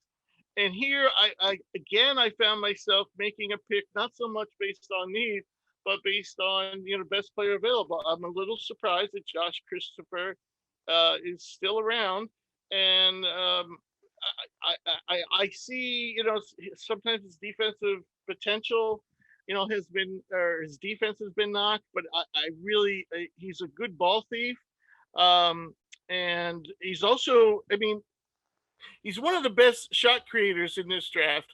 And when you look at guys like Book Knight and Cam Thomas and even Jalen Green, I think defensive upside, Christopher might have the edge on those other 3 guys. Yeah, I mean, not to mention too, he thrives as a transition scorer. I forgot exactly what percentile he was, on synergy, but he was at least 85 or higher, on that end. But also, he's a guy where, weak side help. He can get up, and he's 6'5", 215. Who knows if he even gets bigger, through his career. So he's a guy who definitely has that potential. It's just not working on the awareness more than anything. And the other thing is too the system. I had the misfortune of having to watch a bunch of Arizona State games, and that team was not set up for him. There were not creators on that team that were looking to pass. It was pretty much a bunch of guys that were all in there looking for their own shot. It's one of those things where with a system where there's other guys who are attracting that scoring gravity, and the defense has to commit to those guys like Zion or Jackson Hayes or Kyra Lewis, that's going to help them out a lot more. So it looks like we have the Pelicans developing their backcourt here. Obviously, established front court already with Zion and Ingram, so it's definitely a right place to build. But guess who is on the clock again? The Oklahoma City Thunder, pick number 6. Simon, who we got? Thank God, I was waiting for that. OKC is gonna select Nehemias Quetta at pick number 36. I think his strengths just fit the obvious needs on the glass and on the defensive side of OKC. He's a big guy. He's 7 feet tall. He played 3 years at Utah State, and each year he made little improvements. And yeah, you can only hope for him, or I believe it actually, that he's gonna make even bigger steps. And I think he's gonna give OKC a lot of what they need. Yeah, the pick of Sengun earlier, he's more of an offensive player. I mean, he's a great rebounder and he blocks shots, but Kita is one of those types of guys that has the physical frame that, he's the type of guy that can match up to people like Embiid and, Joker and Nurkic and guys like that. So I think he's probably the best interior defender in this draft. Underrated passer. Still has to work on his shot, but that's been slowly expanding. I think he's overall just a very underrated player. Yeah, I like Cato a lot as well. Obviously when you see a guy that big, it's definitely a huge standing point. But I think he also uses his size well too. He's a great rim protector down low, and I think that's definitely what the Thunder need. Try to find a way to get another big man to build to that roster after losing two of your main rotation bigs at that spot. So good pick there. But we head back to Bobby now for pick number 37. He's actually got the next two picks in a row, but they're for two different teams. So we're starting with pick number 37 at the Detroit Pistons. Yeah, I wasn't going to take Keita here, so thank you, Simon. But instead, I'll pick another big man. I believe it's Charles. You pronounce it Bassey or Bassey? Bassey. Out of Western Kentucky, 6'11", he's got long arms, addresses the need for interior defense. Mason Plumlee definitely won't stick around in Detroit as a long-term answer. They already got Isaiah Stewart. And Bassey's Bassey's 3-point percentage isn't the greatest. It's like 30%, but his free throw percentage leads me to believe he can kind of develop an outside shot because he's shooting around like 75% from the 3-point line, and also blocks 3 shots a game. So even if you cut that, in half at the NBA level, he's still getting you a block and a half. And I think that would be very valuable for Detroit. And then for the next pick, for Chicago, I believe it is 38. I'm going to go with Greg Brown III out of Texas. This guy, he basically plays. It's almost like he plays when he wants to, but when he's giving his all and giving it all his effort, like he is, a hyper athlete. He can move around very well. And I think at this point, might as well take a chance on a guy at 38 who at one point I believe he was a top 5 high school recruit, maybe even higher than that. But I know he was really ranked really high up there. I think Chicago would be very happy to get a guy like him who could really hit a home run at 38. Brown was definitely a 5-star guy. I don't know exactly. One thing I'd like to say about Bassey is I'm not quite sure why he's so low on most draft boards, and the only thing I can think of is injury history. He had a bad knee injury last year. He's also had some back problems, and that's the only thing that's coming to my mind, because really the guy could be an offensive force because he can shoot the ball. It might not show up. I think his career percentage is probably higher than 30%, because I'm pretty sure he shot better in other years. And the guy can score down low. He's not a bad athlete for a very big man. Defense, sometimes his effort comes and goes, but definitely going to grab boards for you. So the only thing I'm thinking is people are concerned about probably a little heavy and probably should lose some weight. But maybe they're thinking the combination of being a little overweight and the injury history is keeping him lower on draft boards than I think he should be. But I could definitely see him being an offensive force. So we go with Bassey at 37 and Brown at 38. Now we're going to jump over to Clayton with pick number 39, that being to the Sacramento Kings. Yeah, so I'm going to fit that similar mantra with Jalen Johnson, another boomer bust guy. JT Thor out of Auburn is going to be the selection here. He's 6'9", 7 foot, something wingspan. He's long, very long arms, but he's very skinny right now, only about 200 pounds. And, the main reason I want to bet on him is because he's only 18. He turns 19, I think, in late August. So he's still another really young guy who, like Kai Jones as well, has not committed to basketball until I think he was about 14 or 15. So, this is a guy that hopefully can grow the team, and can be facilitated by their backcourt in Halliburton and Fox. And really just have guys that make it easy for him. Because similar to Johnson, has excellent potential as a weak side rim protector, maybe even higher potential than Johnson on that end. So, getting a guy who's that young with his size, the sky's the limit for him, honestly. It's just a matter of putting the pieces together. So Kings go with some big man help at JT Thor at 39. And now, Rich, we go back to you for the next 2 picks in a row, but from 2 different teams. We start with pick number 40 to the New Orleans Pelicans. Perimeter defense is one of the things that New Orleans was very poor at last year. Also shooting. And so far, we've gone with more offensive guys with Giddey and Christopher. So, but as I pointed out, I think Christopher has some good defensive upside. This is a defensive pick in Herb Jones. And the reason I really like Herb Jones and feel like he's at least a little underrated is he's so versatile. He can play basically 1 through 4. And he does a little bit of everything. But the one thing he excels at is defending on the ball, and a team defender too. So you can plug him in so many spots, and he's not the type of guy that's ever going to carry a team offensively. But I definitely could see him being the type of guy that makes a Jay Crowder. He's not Jay Crowder, but you know how Jay Crowder seemingly makes those timely shots. I can see Herb Jones being one of those guys. So I think he's a keeper, and then that's the Pelicans pick at 40.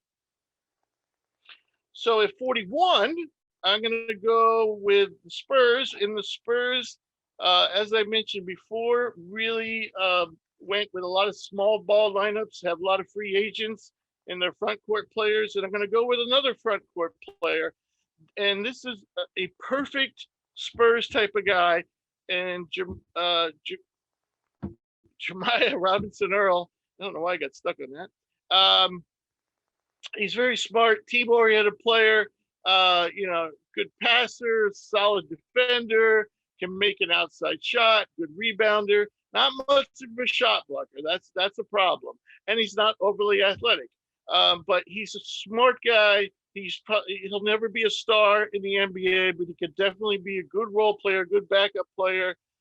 And so there you go. It's just the type of Spurs like these guys, high IQ, team oriented, and that's exactly what. Yeah, I definitely see Robinson Earl fitting right into that system. I always see this with Villanova players. They may not be as highly regarded.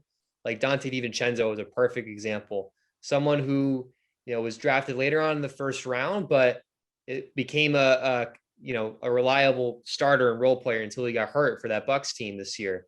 I could see something similar with Robinson Earl. Obviously he probably isn't going to be a star, but he's definitely, comes in with the Jay Wright IQ, the Jay Wright knowledge, playing under that Villanova system. And obviously, if Pop is still around, definitely would be a great transition for him to go from Wright to Pop. So that's definitely a good coaching window there. But we're going to jump now to number 42. That's going to be over to Bobby with back to the Pistons here. So who's Detroit taking at 42? Eric, I think the Pistons are going to go with Joel Ayayi out of Gonzaga at number 42. At this point, his synergy numbers, I believe he is in the 96th percentile in overall offense. So just a crazy efficient scorer. I think maybe drafting a guard here could also possibly open up a potential trade. Maybe they want to ship some of their older guys, like especially Corey Joseph, and then Wayne Ellington as well, I think is a guy who could potentially be moved. They could move Josh Jackson into the starting lineup because there were stretches last year where Josh Jackson could just go get you a bucket whenever he wanted. But I like Joel. I also love the guys who come with, winning pedigree programs and, coaches like Mark Few. So I think the Pistons are going to go Joel Ayayi at 42. Yeah, I mean, I've seen some mocks where Ayayi is going up, in the late first. So, getting him right here is great value. But, again, he's one of those guys you can plug and play into any roster. He's an instinctual cutter, pretty good off-ball shooter as well. And, also, a really solid defender, so he's going to be a guy, whatever team you bring him to, he's going to help out. And he's, like you said, he's going to bring out that winning pedigree and more importantly, winning habits too. The biggest thing I love about IE is efficiency. And one game against UCLA in the Final Four, he was extremely efficient on his 22 points. I think he shot 9 for 12 from the field that game. So that's awesome. And he also loves to get out in transition too. And I think playing under Mark Few helps with that. As you talked about, good coaches playing under winning pedigrees helps. And I think him already learning how to pace is definitely a great shift to the NBA because a lot of teams are all about that fast pace. And, obviously the Pistons, we don't really know if they could be like that, but if you draft a guy like Cade Cunningham, that easily could be a shift. So I think definitely II would be a great fit into that system, a huge steal at 42. Rich, we're going to head back to you for number 43. The Pelicans, yet again, are on the clock. Here I'm thinking trade, and not so much that necessarily that this pick will be traded, but there's the Pelicans. There's been a lot of talk about Steven Adams being moved. And so if that's the case, they're going to need a backup center. And so I'm going to go with Day'Ron Sharp. Again, they could even trade this pick to a team that actually does need a center if they do decide to keep Adams. And so he's one of the few, big men in this. There's not many, centers in this draft. That's exactly what he is. He's an excellent rebounder. Not an elite shot blocker, but he'll block some shots. And he's a very underrated passer. And I also think at this point on the board, he kind of stands out as being one of the few big men left and best player available at this spot. Yeah, not to mention too, he hasn't been working out with too many teams, so it sounds like he's gotten a late first round guarantee. So it'll be interesting to see which team on draft night is the one to pull the trigger on him. So we have Day'Ron Sharp, the man from North Carolina, going to New Orleans at 43. We're going to jump back to you, Clayton, now for 44. Brooklyn Nets are back on the clock. So we're going to take our homeboy and Twitter star, Rens Blyenberg of Belgium. I really like Rens at 44 just because, he's a tall wing who can do some things that you're not going to find with a 6'10 wing like him. He can make some tough shots. He's also a guy who can play make a little bit in the pick and roll. And, I think it's really just getting those fundamentals down and, playing the right way, with guys who know how to win and know how to, develop those habits. He's a guy that, again, like Pokuševski, obviously he's not that caliber right now, but he's a guy who, again, just you don't find that with 6'10 players. And at 44, you might as well take a gamble because he's a guy that you bring in with a winning culture with Brooklyn. All of a sudden, one of his strengths, I think, or his best strength to me is his passing. I love his passing ability and his vision. The thing I think he really needs to work on is his shooting. When Clayton and I talked to him, we both noticed the same thing with his shooting mechanics. He pointed out to us that there's only two coaches on his. It was two, right? And two coaches on his team, and so they don't really have a lot of time to develop. And also recently I found out a lot of those European teams, at least the smaller ones in like the Belgian league, they don't even have a scouting department. Their coaches also are their scouts. They have to do what we do. They have to be NBA draft experts and also try to teach their players. It's just like way too much.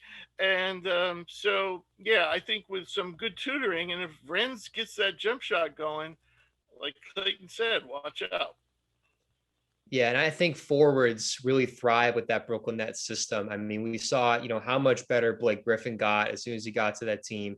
Same with Jeff Green, too. I think it's definitely noticeable just how good you can play along those three guys on that roster, because Jeff Green was such an impact player for them in the postseason. And when he was one of the first to get sidelined, you clearly could see an impact of, how much he really affected their game. So I think getting a guy like Rens could be, a solid fit for them at, with the size at 6'10 and his ability to do a lot of things with the ball in his hands at the forward spot. I'm also going to go forward here. I'm back in the clock here for the next few picks here. I'm going to start with the Boston Celtics, our only pick in this year's draft at 45.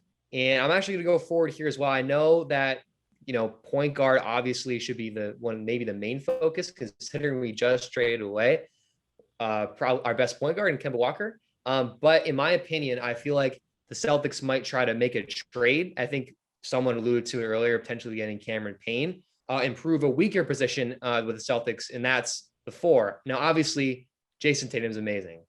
This guy is not going to replace Jason Tatum, but Moses Wright is going to be my guy at 45. And the reason being is because I don't think Grant Williams is the answer. I think he's not as good as he was made out to be. I don't think he's only 6'6". He's not big enough to play that role. At this point, he's had his chances and he hasn't gotten the chance to. Jabari Parker is not a long-term answer. Injury problems have plagued his career. Luke Cornett is not a true power forward. So I see Moses Wright as definitely someone that can really hop in and be a good fit. Solid size at 6'9", 230 pounds, show some upside, being able to not only score inside and also on the outside too. I love his athleticism. I think it's definitely something that's much better than Grant Williams's would be. Definitely just being able to just jump off the catch with 2 feet is awesome. He obviously is a good rebounder as well, which also helps them.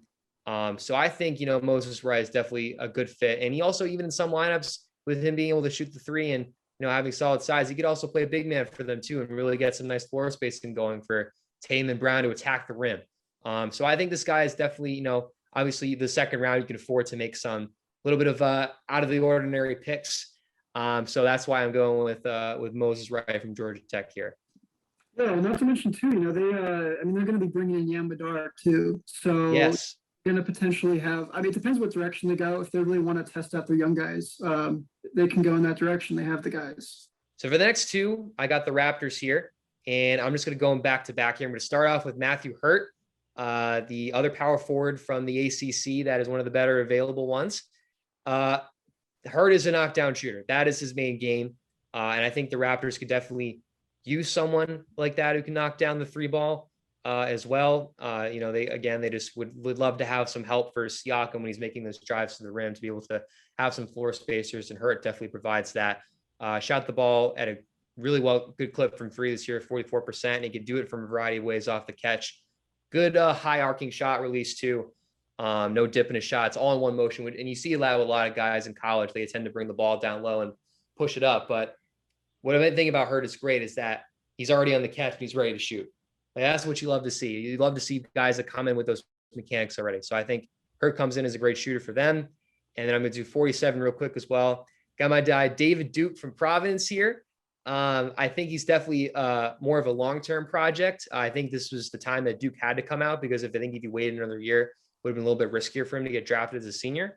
But I think, with the potential again of Kyle Lowry leaving and David Duke coming in as a 6'5" point guard with is kind of a raw piece there, but could develop into something pretty good. Obviously, he's shown flashes being a good scorer, decent facilitator, but obviously he needs to, figure out a way to cut down his turnovers a little bit and limit his mistakes. I think that's one of his main weaknesses. He's find a way to be able to, slow his game down. I think, given the chance, I don't think he'll be in the roster right away, but given a chance to play summer league, play in the G League with the Raptors system, I think he definitely could develop into a future project that could be really nice for Toronto. Yeah, Duke is a fine athlete, got a good size for a point guard. He's just got to slow it down. He's just got to get it under control. All right, so those are the next 3 picks: Wright, Hurt, and Duke. All 3 of those in order right there. We'll now jump to our next pick at 48. Lee, you were on the clock there. All right, I've got Atlanta again. I took Miles McBride at 20. And here at 48, we're going to take Raekwon Gray from the University of Florida State. I think if there's one thing this playoffs and the modern NBA has taught us is you really can't have enough versatile, switchy wings that can play multiple positions. And Raekwon Gray is one of the elite defensive playmakers in this class. Fantastic defensive anticipation, blocks shots, gets steals, and gets into passing lanes, strips the offensive player that he's guarding on a regular basis. Will need to improve as a shooter, and has some, some conditioning issues potentially. But other than that, I think this is a pretty nice swing at defensive upside for Atlanta. Well, again, too, going back to the conditioning, when you're with an NBA franchise, they'll put in the resources to make sure that you do have that right diet. So, if Raekwon does go to a squad, they're willing to invest in him and potentially losing weight and gain quicker. So who knows where that could be for his potential as well. So Draymond Green, obviously that's a really high bar. Not comparing them at all, but just in the same sense of weight loss and how they had those defensive intangibles. So gain quicker could really change his game a lot. Like Horton Tucker.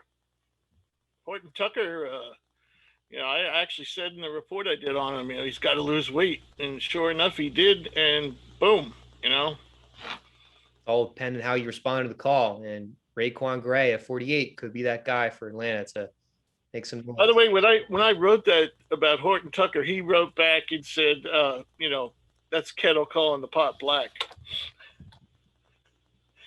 That's good. That's good. Nice. Definitely. Nice, Rich. Yes. Glad we had some influence on an NBA player. That's awesome. All right. We're going to jump now to number 49. It's the Brooklyn Nets back on the clock yet again. And Clayton, you're back on it with this pick. So we're going with G League Ignite point guard Dacian Nix. Another guy who's a very talented passer, and also a guy like we were talking about with Raekwon. He probably needs to lose a little bit of weight so he can get quicker on both ends. He's a guy I think you're going to probably have to go more long term with him, just so that he can really get his body right, adjust properly there. Also, his jumper needs some work too.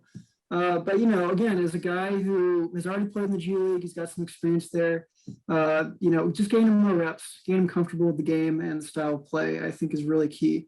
So, if you got a guy who can be a dependable backup point guard going forward in the future, that could really lend itself very well, especially for a guy 6'6". With the 50th pick, I'm back in the clock here with the Philadelphia 76ers. I think at this point, I'm going to go look for best need.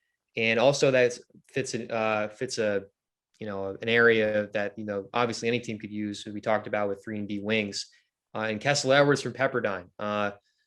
Edwards kind of has a little bit of a funky shot. I did notice that. He kind of leans forward as he shoots it, which is a little bit weird. But I think, you can't ignore the height with him. 6'8" with a 7-foot wingspan is very, very awesome to see with a forward. And obviously, at least he can make the shots. He made him about 38% from deep this year, and also shoots 88% from the free throw line. So that is excellent right there. So he definitely shows potential where he can, knock down shots from anyone on the floor, but also defend very well. Obviously, the big thing he's going to need to work on is be able to find a way to create his own shot at times as well. But if he wants to reach that next level, definitely have to develop some sort of, speed, quickness, to be able to rip throw when defenses are pressing up on him. And also improve his footwork a little bit at times, because he does have the size, but he can't guard some of the quicker players because he tends to be a little bit flat-footed in defense. So definitely, if he wants to be able to guard multiple positions, he'll have to work on his footwork and also his speed a little bit. Yeah, I think Sixers, he can play the 4. And I think, if they're not going to play Simmons as a 4, then they need somebody who can do it, because they didn't use Mike Scott in the playoffs. And basically, Matisse Thybulle played the 4 for them. Yeah, I think they need a true, somebody with size, to be a backup 4 for them. Kessel Edwards could exactly be that.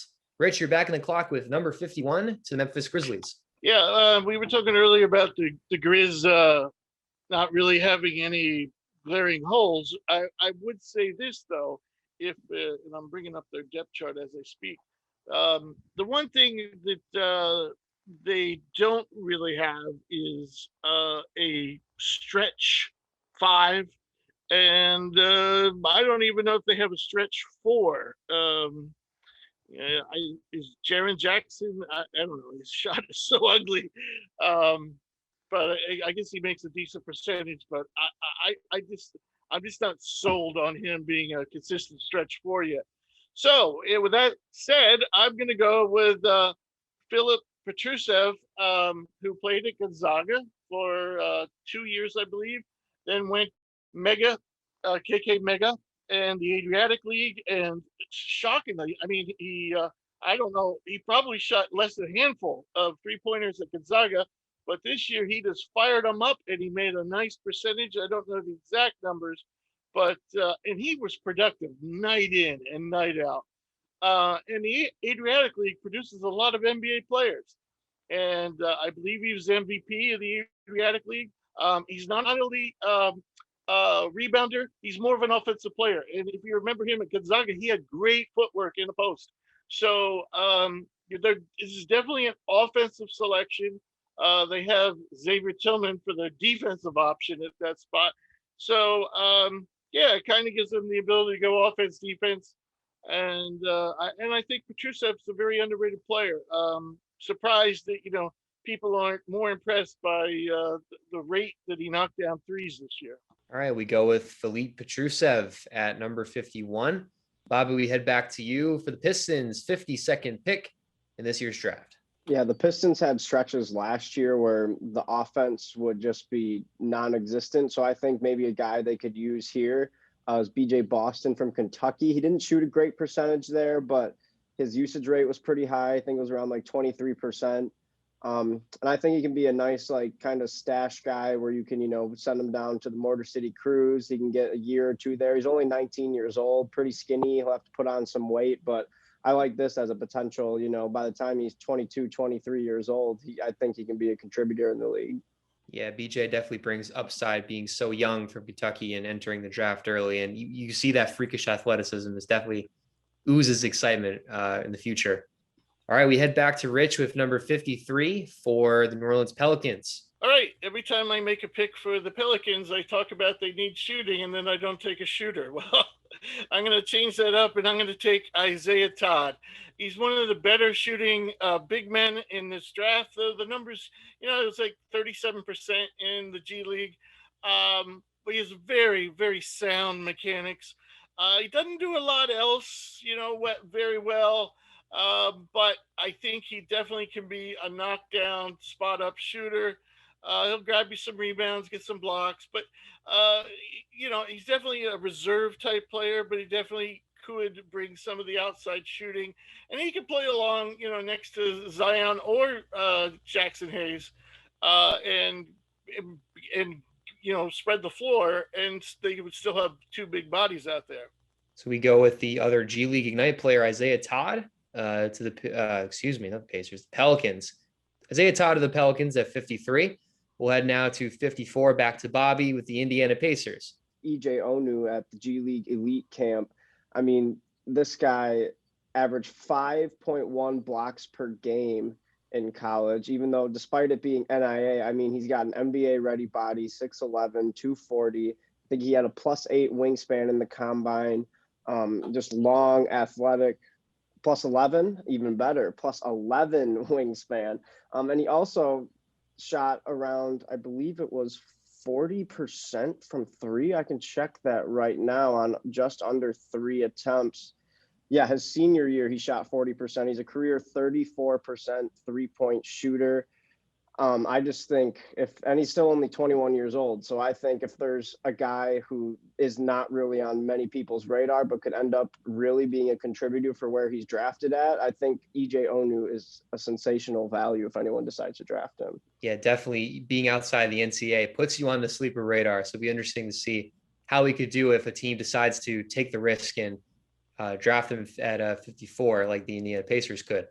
All right, Simon, we haven't heard from you a while, but guess who's back on the clock? It's the Oklahoma City Thunder yet again.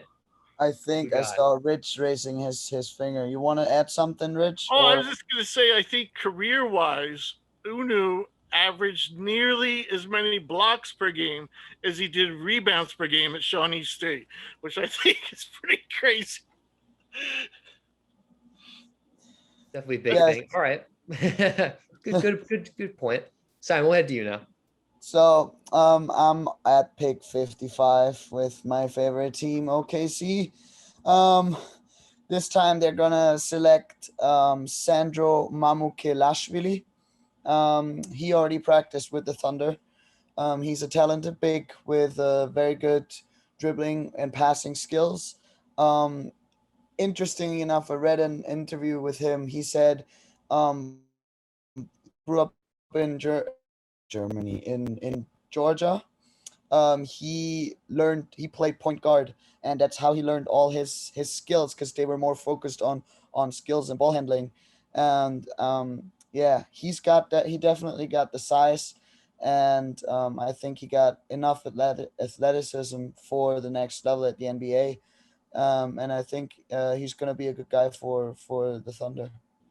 Yeah, one thing that Mamu also does is he didn't do very well this year percentage-wise, but he can knock down a three, and he's got a pretty shot. So he's definitely a guy who can stretch the floor. And they're calling him a center. I don't know. Yes, he could play the center, but I really think his natural position is the 4. We'll see what the Oklahoma City Thunder could decide to do with him if they do take him, or any team really. Being player can play the 4 or the 5. But we're going to jump now to Lee with the next two picks in a row here, both for the Charlotte Hornets. So Lee, who do you got the Hornets taking at 56 and 57? Well, first, I will say that Simon broke my heart there, because Sandro is one of, if not my favorite player in this draft, and I'm my fingers are crossed, and I'm manifesting that he will end up in Charlotte somehow. But since he's gone, we're gonna pick two players back to back here: Dwayne Washington Jr., a guard out of Ohio State. And then we're also going to take, with the 57th pick, Scotty Lewis, a versatile wing out of the University of Florida. Dwayne Washington Jr., I think, is pretty undervalued in this class right now. Charlotte could use some guard depth after taking Isaiah Jackson. Monk and Graham are both up in the air this summer in terms of being retained by the team or not. So, look, you can never necessarily count on second-round picks to actually produce at the NBA level. But I think Charlotte needs to start swinging at some guard talent, depending on what happens in free agency. Dwayne Washington shot 37% from three on huge volume, over 200 attempts. And I think he's a bit better as like kind of a playmaker isolation creator than he gets credit for. And then Scotty Lewis, this is just like a need. I mean, he may end up outside of my top 60, but Charlotte specifically, like I talked about earlier, needs point of attack defense. And Scotty Lewis is a defensive versatility utility tool, essentially. So from a fit perspective, late in this draft, I could see Charlotte swinging on a point of attack defender. And if guys like Aaron Henry and Raekwon Gray are gone, which they are, then Scotty Lewis is kind of maybe one tier down from those guys in a similar mold. Well, another thing with Scotty too, I mean, when you talk about, off-court leaders, I mean, I don't think there's anyone in this class who's, as great of an off-court leader as he is. I mean, he's just such a smart guy. I mean, when we talked to him, on the combine day, he's just one of those guys, very articulate, and he understands what he needs to improve on. And it's just a matter of him getting there. But, he's, again, one of the most coachable guys out there, and going to fit really well with any team. He's also arguably the best athlete in this draft. Overall athlete. When you talk about lateral movement, change of direction, speed, vertical. Big time athlete. Athletes and athleticism definitely important part of NBA drafts, especially at this point. If you can get an athlete, you can try to train them up to get the skills to combine that with athleticism. So now at 58, we're at the Knicks again. I'm back on the clock. And at this point, we've gotten the wings we needed. We've gotten the point guard in Sharif Cooper. So I think we filled the needs for the Knicks well at this point. So this one's kind of a more of a, hey, this could be a home run or a bust pick, but it's 58. So it doesn't really matter at the end of the day. Luka Garza, if the average NCAA fan may say, why the heck is Luka Garza at 58, right? Like, he's one of the top scorers in college this year, great rebounder, consistently impacted the game in every single way when he was on the floor at the college level. But that being said, it's the college level. We're talking about potential NBA players. And, Luka Garza's game is dominantly in the low post, which is an art that is, not as coveted in today's NBA. Granted, Garza has developed his game over time to be able to stretch outside of the paint as well as the three-point line. So that definitely raises his elements to be not only a low post scorer, but also a good pick and pop guy that could fit in on teams as well. The main issue, though, with Garza is his defense. He's obviously, needs to improve athletically. So at times he has trouble staying in front of, quicker guards, even centers at times. He struggles to stay in front of on the defensive side. And also, he doesn't really look to protect the rim, considering he is a center and should be trying to do that. At times he'll even back away from the contact and say, here you go, here's a layup, you can take it inside. But to my point, I think with Garza's upside and his intangibles on the offensive end, I think it definitely warrants at least a pick in this draft. I don't think he should go undrafted. Someone needs to give him a chance. And I think the Knicks are the type of team that could give him a chance at 58, let him see what he can do in summer league. And if he needs time to develop himself a little bit more athletically, then let him compete in the G League. I think Garza is definitely the type of player that needs to be given that shot, because has the type of post scoring level to his game that, we see players like Jokic and Embiid do. I'm not comparing him to those guys, but I'm saying he could be able to redefine the game to favor him if given the chance. Enes Kanter with a jump shot. Exactly. That's a good fit for him. I could see that. It's just tough because, like you look at the playoffs, look at Frank Kaminsky, he was at Wisconsin, right? Excellent player, one of the lead guys in the country. But that's a guy who's 7'1". Theoretically, even if he doesn't have hops, he should be able to just, get his arms up and contest, but he's just not fast enough laterally, and his rebounding on the defensive end just isn't where it needs to be. So, if you have a guy like Garza who has similar issues, that's part of the reasoning as to why. Because, when you look at Kaminsky now, they're not even playing him. They're playing, 3 forwards in the lineup. So, it's just a matter of, like you were saying, it's just a matter of putting it all together and, hopefully really command on the defensive end. If he gets that defensive boost, I think the sky's the limit for Garza for sure. But we're going to move on to 59 now. Just a couple more picks remaining. Clayton, I'm going to go back to you here with 59 with the Brooklyn Nets. Yeah, so we're going to go with another guy who, is low usage, who's not going to take away from the players in Brooklyn from their stars, and that's going to be Jericho Sims, one of the bounciest 6'11" dudes out there.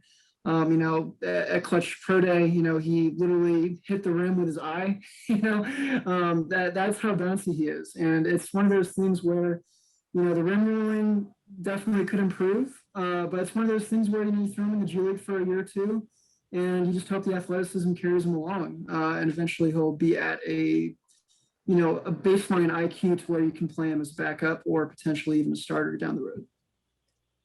I think Sims is really impressed out in the combine as well as showing that he has that athletic ability where he can compete against other, top prospects. So I definitely think that could translate very well.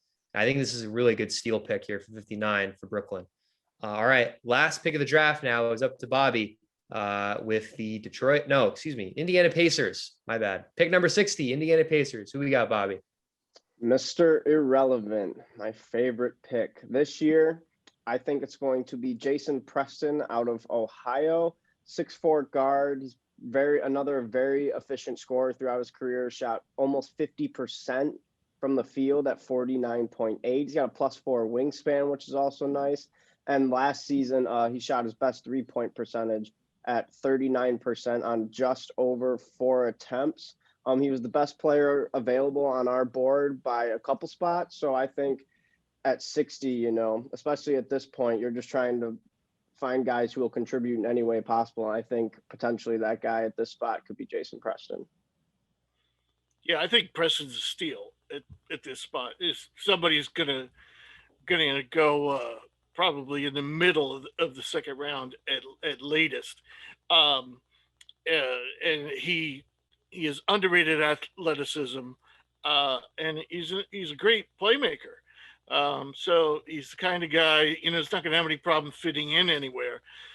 With the Pacers in particular, having who was your earlier pick? It was a point guard. Mitchell, Davion. Right. So even there, Mitchell is used to playing with a team with multiple point guards. So, those two could play together, or whatever they do with Brogdon. He's played both shooting guard and point guard. So it'll all work.